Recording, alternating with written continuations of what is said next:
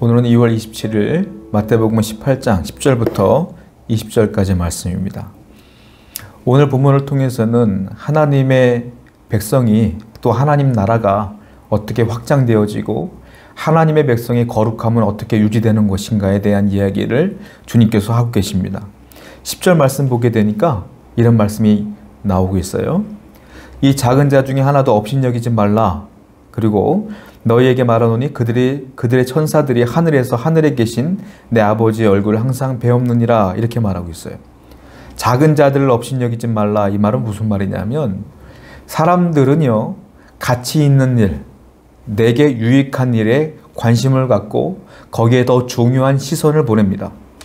그런데 예수님께서 하신 말씀은 사람들의 시선을 따라 가치 있는 일에 내 시선을 보내는 것이 아니라 그들이 볼 때 가치 없는 일, 사람으로 말하면 가치 없어 보이는 사람, 부족한 사람, 연약한 사람, 필요 없는 사람, 그런 사람에게도 너희들이 관심을 가져야 된다라고 말씀하시는 거예요. 왜냐하면 그들의 천사들이 하늘에서 하늘에 계신 내 아버지의 얼굴을 항상 배옵느니라. 무슨 말이에요? 그들도 예수를 믿는 사람으로서 구원받기 때문이다. 하늘나라에서는 그들도 너희들의 형제다. 이 말이에요. 그러니까 세상 사람들의 시선으로 사람을 보는 것이 아니라 우리 믿는 사람들은 하나님의 시선으로 사람들을 봐야 된다라고 주님께서는 말씀하고 있는 거예요. 사람들의 시선은 뭐예요? 부와 지식과 권력과 명예의 시선으로 바라봐요. 그런데 하나님 믿는 그리스도인들은 그런 시선으로 보는 것이 아니라 하나님의 사랑의 시선으로 부족해 보이는 사람들을 바라봐야 된다라고 말씀하십니다. 12절부터 14절까지를 말씀 보면 유명한 말씀이죠. 잃은 양 한 마리 비유가 나와요. 99마리 양이 있는데 잃은 양 한 마리를 주님께서 찾으시면 얼마나 기뻐하시느냐 이 말씀을 하시는 거예요. 99이라는 양과 잃어버린 한 마리 양도 역시 시선의 차이를 설명하고 있는 거예요. 보통 사람들은 어디를 바라봅니까? 99마리의 양을 바라보죠. 그런데 하나님은 뭘 바라본다고요? 잃어버린 한 마리의 양을 바라본다. 사람들은 가치 있는 일, 큰 일, 유익한 일을 보지만 하나님은 한 사람, 한 사람, 한 사람 그 영혼을 바라본다. 우리도 그렇게 해야 된다.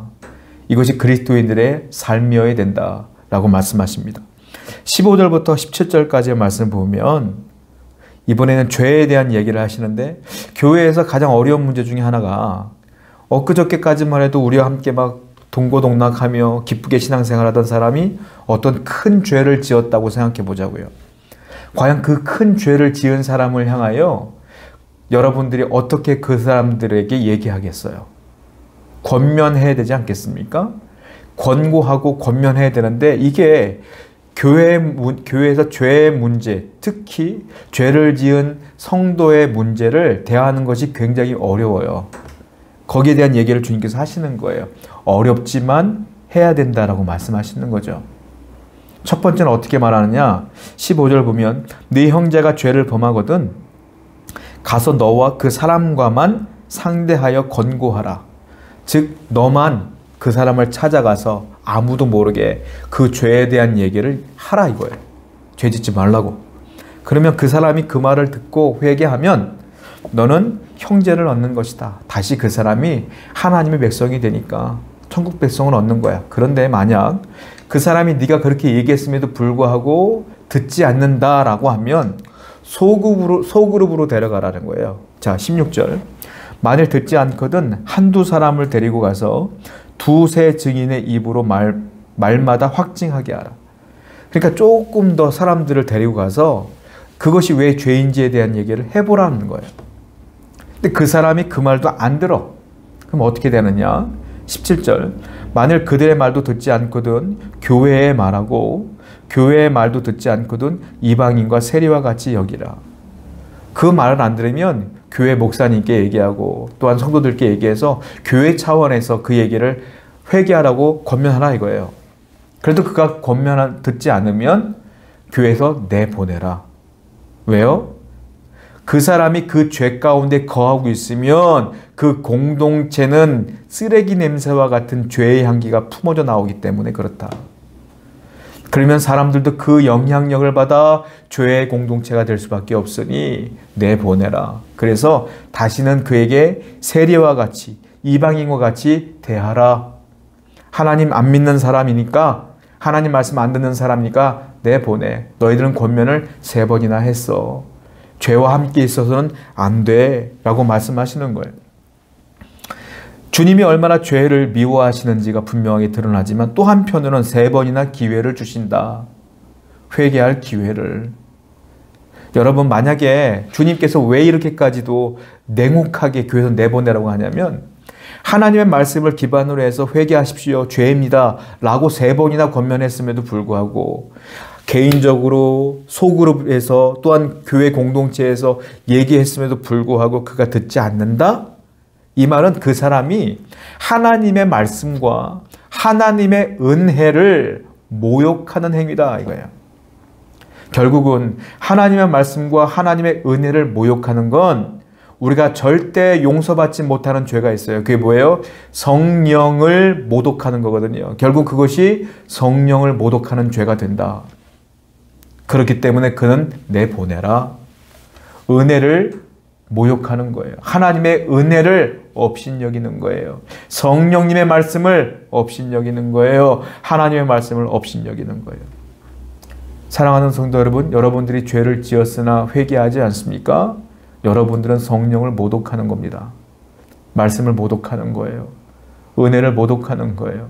진짜 성도는 우리는 죄성이 있기 때문에 죄를 안 짓고 살 수는 없을 거예요.